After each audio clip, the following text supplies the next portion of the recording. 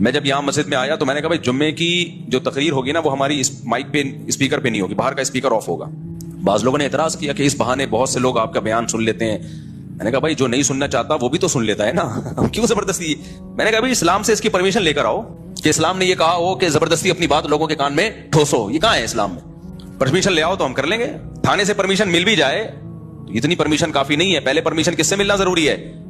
اللہ سے. اچھا یہاں مذہبی لوگ ایک گڑبڑ یہ کرتے ہیں کہ جب آپ خود شریعت کے خلاف کام کر رہے ہو تو آپ پھر اس پہ مذہب کا لیبل لگاتے ہو کہ تمہیں حق سننے سے تکلیف ہوتی ہے, اذان کی آوازیں مائک پہ ہونی چاہیے, اسپیکر پہ ہونی چاہیے, لیکن اتنی تیز آواز کر دینا مائک کی کہ آپ کی مسجد کے قریب دوسری مسجد ہے, آپ کی اذان کی آواز آپ کے محلے کو بھی کراس کر کے دور دور تک جا رہی ہے.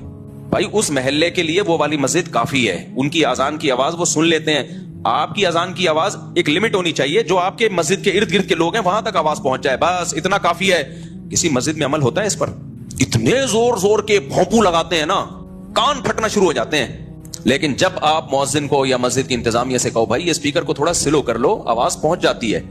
پہلے زمانے میں مؤذن ایسے چیخا کرتا تھا زور سے, اس کی آواز سے کان کے پردے نہیں پھٹتے تھے.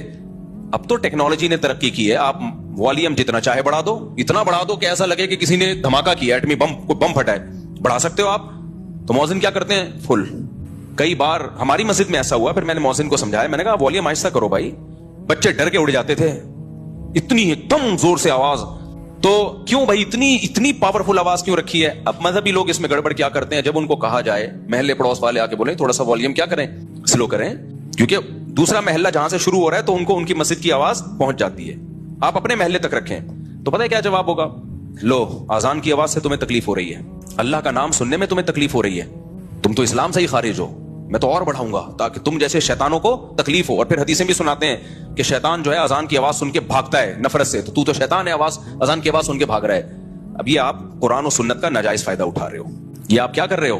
قرآن و سنت کا غلط فائدہ.